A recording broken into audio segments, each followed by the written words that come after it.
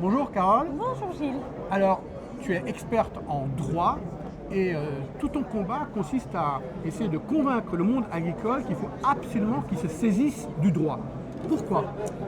Alors effectivement, c'est mon combat. On peut parler de combat. C'est même un acte militant pour que ce monde agricole comprenne qu'en fait, son présent comme son avenir dépend strictement du droit.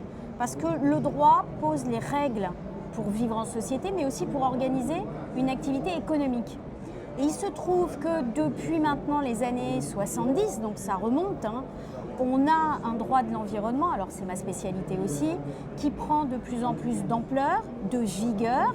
L'agriculture dépend de textes écrits, mais elle dépend aussi de plus en plus de contentieux, avec un juge qui interprète des règles de droit qui sont, on va dire, très volontaristes en ce qui concerne la protection de l'environnement et du climat. Et là, le juge, il crée du droit. Quand il interprète, il crée du droit. Donc on a une machine qui est de plus en plus rapide pour poser des règles, des normes, qui contraignent quoi? En fait, qui contraignent d'abord la possibilité de produire en France. Les capacités de production en France pour l'agriculture sont contraintes par ce droit. Alors aujourd'hui, est-ce que l'agriculture doit s'emparer du droit? J'ai envie de dire oui, mais elle doit s'emparer aussi de son droit à elle, c'est-à-dire le droit rural. Le droit rural, c'est le droit de base qui encadre l'activité agricole. Donc, on peut utiliser cette expression imagée, mais qui est de dire qu'il faut réarmer ce code rural, ce droit rural, en repartant alors déjà de ce que nous a dit la loi agricole de 2025. Protéger l'agriculture, c'est d'intérêt général majeur. Pourquoi? Parce que souveraineté agricole, souveraineté alimentaire. Cette loi a également dit que l'agriculture est un intérêt fondamental de la nation. Voilà. Alors en espérant que demain, pourquoi pas, ça figure dans la Constitution. Mais en attendant, on a un socle de droits nouveau. Il faut l'alimenter. Alors ça a été fait une première fois avec la loi Duplon, la première, qui a détaillé un certain nombre de mesures permettant de mieux protéger l'acte de production en France. Et là, aujourd'hui, il faudra aller plus loin.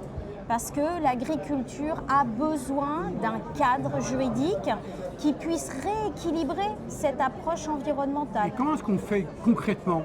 Alors concrètement, dans l'idéal, les bases, c'est on prend une loi, une nouvelle loi, pourquoi pas celle d'urgence, qui va poser encore un cadre réaffirmant très clairement ou affirmant que produire en France est possible, qu'il y a une liberté d'entreprendre en agriculture qu'on va protéger. Et puis une fois qu'on a posé les principes, après alors on va adopter des mesures, on va dire plus techniques, qui vont libérer cet acte de production. Mais ça, c'est quand même les députés qui font ça. Qu'est-ce que le monde agricole peut faire en plus, à part encourager les députés à faire ça? Alors c'est déjà énorme, c'est-à-dire déjà signaler aux députés, aux sénateurs, mais qui sont plus réceptifs en général, mais en tout cas leur signaler que c'est à eux d'écrire le droit. Parce que je reviens sur mes juges, effectivement, ils sont saisis par des ONG.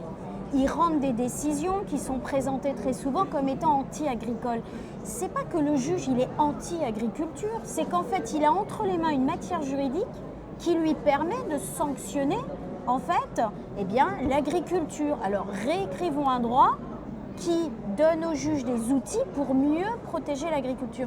Et ça va passer par la loi, ça ne peut passer que par la loi, parce que la loi n'est pas éternelle.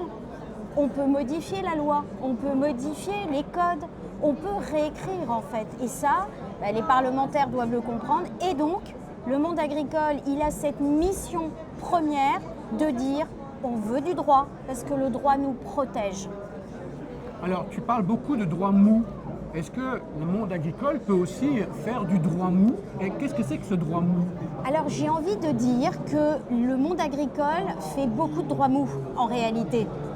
Il participe à l'écriture de plans d'action, de feuilles de route. Et moi, j'entends très souvent, on me dit « Non mais Carole, ton droit, on va s'arranger entre nous ». Et en fait, ces arrangements entre amis ne sont pas forcément une bonne chose parce que ça reste mou, ce n'est pas opposable, donc ça ne protège pas. Et j'ai envie de dire qu'aujourd'hui, il faudrait faire moins de droits mous et justement plus de droits durs, poser des cadres, un socle et vraiment s'arc-bouter sur la protection de l'agriculture est d'intérêt général majeur. Et donc, on n'est pas, par exemple, on ne devrait pas être dans une activité agricole d'intérêt général de dérogation. Toi, tu parles beaucoup des dérogations, par exemple. En termes juridiques, il y a quelque chose qui ne colle pas entre une activité d'intérêt général et des dérogations permanentes. D'accord. Donc, tu comptes beaucoup sur la loi d'urgence pour renforcer un droit qui sera un droit favorable au monde agricole. Eh bien oui, j'espère. Très bien. On va Merci croiser les beaucoup. doigts.